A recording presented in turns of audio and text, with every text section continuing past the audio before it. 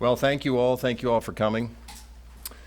I want to first acknowledge that it's been a tough day today. And it's been a tough day for a lot of us. Obviously, it's been a tough day for Coach Frost and our coaching staff and our players. I also want to say that this is a day that I'd hoped would never come. And I want to thank Coach Frost. I had the opportunity to get to know Scott a little bit and have really come to appreciate him. Scott worked really hard here. Scott loves Nebraska. He'll always be a Husker. He's a Nebraskan, and he worked really, really hard here. He really wanted this thing to work. And I can tell you that I really wanted this thing to work. Our donors wanted it to work. Everybody wanted it to work. And so, in a way, it's unfortunate and sad that we're here today. So I want to thank Scott. I also want to thank Mickey Joseph for taking on this role. I felt like there's 9 games left in the season, and I think we owed it to the players, we owe it to our fans, to give these players an opportunity these last 9 games. We've got good players on this football team, and so having a different voice and having some new energy and enthusiasm, I'm hoping can make a difference for this team. And then third and finally, I think at the end of the day, there has to be accountability. When you run a professional organization that has high standards, accountability has to matter. And, Scott and I talked about this very clearly. 16-31 obviously was not at a level that was acceptable to us. So I met with Scott this morning at 11 o'clock. I'll just kind of walk you through the process of the day. I met with Scott at 11 o'clock and informed him. I want you to know that Scott was extremely collegial and he understood. I wasn't surprised because I know how much Scott loves this place. And I think that's really important. We then both had an opportunity to go down and meet with the team. We sent an email to our team. Most of the team was here, so we got to meet with our team. And Scott was with me, and I thanked the team, and I thanked Scott in front of the team for all of his hard work. I think the team really cares about Scott, and I know Scott really cares about the team. I then gave Scott an opportunity to spend time himself with the team. And so we all left, and Scott spent time with the team, and those conversations will remain with the team and Scott. And then finally, I invited Mickey Joseph, and Mickey came in about 11:45 and spoke to the team and walked them through some of the changes that he envisioned. I communicated to Mickey that Mickey's the head coach. I won't meddle in Mickey's decision-making process. I encouraged Mickey to be the head coach and make decisions as the head coach. And so he'll ultimately have an opportunity probably with all of you to explain. I think there will be some changes. He explained some of the changes with the team. There'll be some structural changes and things that I think Mickey believes in, which will be good going forward. He can explain all that to you. Just want to tell you a little bit about the process going forward, and we'll open it up to questions. Obviously, we're going to do a national search. We're going to engage some third-party help, mostly for logistics and other things. I want you to know as well, and I would encourage our fans and everyone to recognize there will be a lot of rumors out there. There's going to be a lot of innuendo.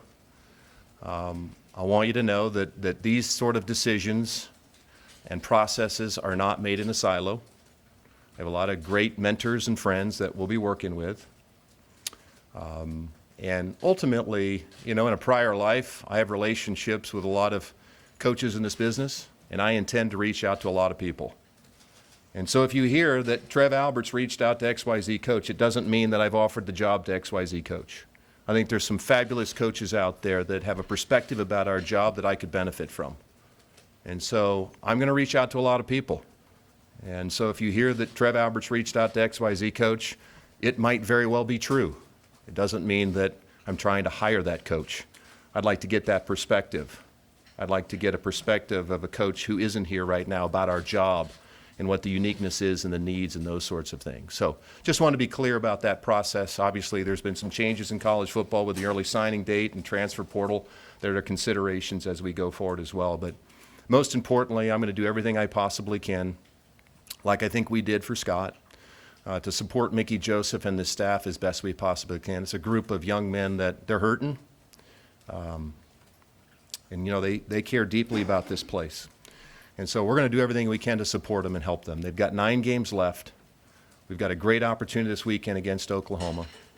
And so we're going to support them as best we can going forward. All right. I guess we'll open it up from comments and questions here. Why now as opposed to October or the end of the season? It's a good question. It's a fair question, Annie. It's, at this point, I just felt like, as I mentioned earlier, we owed it to the players, to give them a different voice, perhaps slightly different vision, give them some confidence, an opportunity. We've got 9 games. We've got seniors on this team that have invested a lot for a long time. And I know how disruptive these changes are. You're not just affecting the player's life, you're affecting all the coaches and their family, and I understand that. But we needed to do something. We needed to inject something into this team to give them the confidence and hopefully help them compete. Nothing would please me more than to see a pretty significant change and help this team get over the hump and win some games. The buyout was supposed to drop in half on October 1st. How did you handle that? Was there a negotiated settlement, or does Scott get the $15 million? There's no negotiated settlement. The University of Nebraska has a long history of living up to what we've agreed to. And so the contract is what the contract is, and of course the university will comply as we always do. Did you have to summon any outside help from boosters? I won't get into any discussions about outside boosters or any of that sort of thing. But Trev, when did you actually make the decision? Last night? yeah, I think last night. Not a lot of slept. Didn't sleep a lot, Andy, and a lot of us didn't. But some real concern throughout the first couple games, and wanted this thing to work. Wanted to give a little extra time, and I think last night, and then through the night, and then into this morning, I really felt like we needed to make a change. If they won, would that have changed? Like if they get a stop? I don't know, Sam. I mean, I don't want to get into the what ifs if they stopped here on 3rd down or got this. I mean, I don't think that's really healthy. We are where we are. We're 16-31, and I want to give this group of players an opportunity to have a different voice to try to win some games this year. Do you have a short list of coaches you're considering at this point? Or are you just starting with a very broad? Well, Steve, I want to first say, first of all, we have not engaged in any third-party folks. I have not talked to any agents of any football coaches. We were all in to help Scott be successful. Everybody wanted Scott to be successful, and I believe Scott wanted Scott to be successful as well. So, listen, yeah, anybody in my position has a group of folks that they admire. At the end of the day, for us, we need to, get some clear definitions about what those coaching qualities look like. What is our unique culture need in terms of coaching, and ultimately, what is our culture going to be as a team? So, yeah, there's a group of people that I'm well aware of and interested in, would like to talk to, and we'll go through that as we move forward. But right now, in the immediacy, Steve, we've got an opportunity to support the team as they move forward. What chance does Mickey Joseph have to earn the job on the team? Well, I met with Mickey, and I told him, we were going to do a national search, and so we'll continue to do a national search, and we'll see how the season unfolds. But I think we have an opportunity, to hire an outstanding coach that can lead our program, and I'd love to see Mickey, grow into that, and we'll just see where it goes. But again, we'll do a national search, and if at that point, Mickey is an obvious candidate, he'll be part of that conversation as well. Trev, where do what kind of expectations do you have for your program now? I mean, what do you think the ceiling is, and where would you like this team to go from here?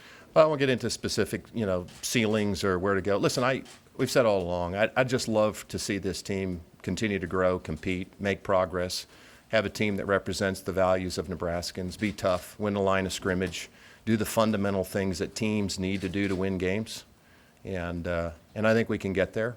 We'll stop talking about championships or stop talking about things we used to do. We'll just get really process-oriented, detail-oriented, and ultimately when you start doing those fundamental championship habits type things, as I think about them, those types of wins and things follow. But we need to stop focusing on that. We need to start focusing on those small fundamental things that ultimately lead to those types of things. And so those are the things we'll do. What are 3 or 4 qualities that you really want in a good head coach? You've hired many head coaches at other places. I'm talking intangibles, not necessarily, You know, resume. Sam, I've always believed that, great coaches are people of character. I think they're people managers. They're culture builders. I think they're grinders. A lot of the great ones don't have a whole lot of hobbies. It's all they know, And, so those types of things. And I think young people, as we've moved forward, have changed a little bit. So I think being able to identify and relate to the modern student athlete and all that they're going through and all of the new things like NIL and all those types of things are very important. But the basic fundamentals of authentic leadership, is this somebody that the players are willing to follow? It's just basic types of leadership things that are really, really important to me. And I like people who hate to lose. I like people who hate to lose more than they enjoy winning. And I got to be really careful when I say those things because I certainly don't mean to infer and imply that our previous coach didn't have those things. And I want to be very clear about that. That's not fair to Scott. What I'm saying is that's what I have found, no matter if it's a football coach, basketball coach, or a volleyball coach, there's some very core and key fundamental characteristics that help to define each of them. And those are the types of things that I believe in as well. Trev, when you look at the coaching market and just the salaries and how much they've gone up, how competitive can Nebraska be in this current market of coaching salaries? Yeah, I'm well aware of where the market has shifted in terms of compensation, and at a place like Nebraska, we're blessed to be in a position to meet market demand, and certainly resources won't be an impediment towards hiring the type of coach that we want to lead the Husker program. Trev, One more on surprised are you that this didn't work? Andy, I hadn't put a lot of thought into that, Andy, but I thought it would work. And listen, we all have short memories, but Scott Frost was among the absolute leaders in that cycle of coaching. And Scott's a good football coach. Scott's going to go on and be a successful coach. I told him that this morning, and he agreed. Scott's a good football coach, and the right situation for him will emerge, and I think he'll be very successful. I was determined to work with him. And try to balance, Andy, that very delicate balance of not meddling, because it's the last thing I think administration should do, is start dictating to coaches how they operate their deal, but be supportive. And but it is what it is. It didn't work, and that's why we're here today. What are some of the specific qualities Mickey has that made him right for this role? Well, Mickey's an energetic guy. Some of you have interacted with him already. He's pretty black and white, and I was in there when he talked to the team, and he, I think, sees this as a real opportunity for him as well, professionally, and all of you will get a chance to talk to Mickey. I think he has an infectious personality. I think that's important. He's been some places. So I think that benefits him. I think he has some different feelings about structure and approach and how he'll handle practice and some different things. So there'll be some immediate, fairly significant changes into his approach. And he had a very poignant conversation with the team today that I thought they took very well. And at the same time, I think, like Scott, Mickey will love them and seek to serve them. Much as being a unique program, what sort of qualities do you look for in a person to run this kind of program? From that specific side of it, but just the intense interest and all that. Well, I don't know if there's anything specific to, how magnified the role is. I certainly think it has to be somebody that has a servant leadership mentality, that's here to serve young people, that perhaps sees a picture bigger than themselves, if you will. But I don't think anything specific. Every single job in college football has challenges. This job has advantages to other jobs, and it has some disadvantages. It's the same thing with every job in college football. We have 1.8 million people in this state. That's not going to change. But we got some built-in advantages here. So we need to play to our strengths and build on those, right? And so the right kind of coach, I think, sees this as an opportunity to rebuild and build something special here. How do you think it worked? I mean, you've been here now for however many games, 15 games. Why do you think Nebraska was 4-11 in those games? Sam, I don't know. And, and I'm not trying to be flippant with you. If I knew, we would have made some changes. I don't know the answer to that question. Did you see something in cross-coaching style, whether in practice or in games, that disappointed you or frustrated you? I could spend a lot of time. I don't want to spend a lot of time going backwards and looking at and evaluating Scott, only because I think at this point it's a little unfair to Scott. We've moved on. Certainly there's things that you observe and you'd see and you'd say, well, maybe I'd do something different. We would have conversations. But at the end of the day, Scott Frost was the head coach. And I promise you, Scott made decisions that he thought were in the best interest of the University of Nebraska. They were genuine. He believed that in his heart, okay? And so that's really important. I don't want to spend a lot of time evaluating Scott's performance over the last 5 years. I think, at the end of the day, Scott's no longer the head coach here, and we'll move on and look forward to, I think you'll see some of those changes and you'll get to talk to Coach Joseph about that. But mostly I just want to salute Scott, and, he'll always be a Husker, and he's from the great state of Nebraska and always be welcome here, and we want to support him in that role. What's the, when you talk about timeline, do you ideally want to have a coach in place, whether it's Mickey or it's someone else, right after the season? Or how long is that, do you envision that taking? Well, I do think there's some benefits in terms of making the decision when we've made it. I think this gives us an opportunity to really, do the necessary work. We need to dive into a real process and a detail-oriented process that talks to a lot of people. And that's why I mentioned earlier, you're going to hear about a lot of names. That's good. That means we're going to talk to a lot of people because we're going to clearly define what our values are, and we're not going to hire coaches who don't believe in what we believe in, Sam. And so we need to take as long as it takes to find the right leader. So is there an ideal timeline? Sure. I mean, you could naturally look at some of these timelines, early signing date, and say it'd be really nice to be able to get the person in place by then because it would allow us to do that. But we won't make decisions or rush things just to get a coach hired. We're also not going to try to win the press conference. All right? At the end of the day, we need to hire the right leader and the right fit. And that's a really important thing here as well. We talk to the recruits at all, or we have a chance to visit with the recruits, or we let the coaches just kind of handle that from here on out? I'll do whatever Mickey asks me to do. I really enjoy talking to the recruits, prospective recruits. You've probably seen me out on the field, and I really enjoy talking to those young men. I will do anything I possibly can to be supportive of the football coaching staff, but I will not get in the way. And so ultimately, what I would do with Scott is every time we talked, I'd ask, how can I help? Am I doing anything that's counterproductive? I'll do the same thing with Mickey. What can I do to help? I want him to be successful because ultimately that means our young men are being successful. So I'll do whatever Mickey and the staff ask me to do. Trev, for you personally, do you feel like the hiring of this next coach will define your tenure as Nebraska's athletic director? Well, I think you guys will probably define my tenure. That's how it works. But no, I don't think about those kinds of things. I'm no different than Scott. I love the University of Nebraska, and like I said earlier, I'd really hoped that the day I got introduced here as the athletic director that I'd never have to be doing this.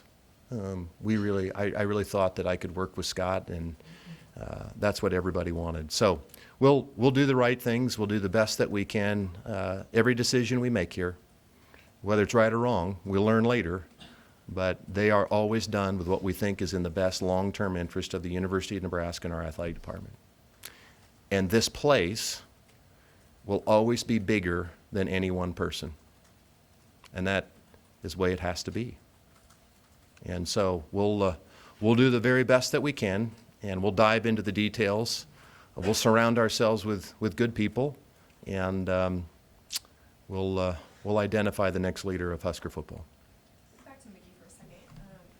Why him as opposed to anyone else on the staff? Well, I think that, I went through a lot of folks too. I mean, you can naturally make certain arguments, certain places, and, Mickey's not calling the plays, Coach Whipple is. And so there's a lot of responsibilities for the head coach that lie outside of football. You can only imagine with, Fox coming this weekend. And, we need to have Coach Whipple focused on game planning and play calling all week. And obviously defensively, we've got some fairly significant adjustments to make. And so Chins has got to be really focused there. And so, I think that Mickey, his personality, his energy and enthusiasm, I think, and we need a different voice, right? We need to provide hope for these young men. I mean, you've got a lot of young men in that locker room that at the end of the day, football's a tough sport. You have to force yourself to do things you don't want to do physically. And so having somebody that can pull that out of you and motivate you to do that, and in my observations of Coach Joseph, I think he has some of those attributes, and I'd like to see him function in that role. Anything else? Trev, was there anyone else relieved of their duties today, or was it just Coach Frost? Just Coach Frost. Again, Mickey Joseph is the head coach, and if he chooses to make some of those additional changes, we will support those changes as well. But I am not aware of any of those that he anticipates at this time.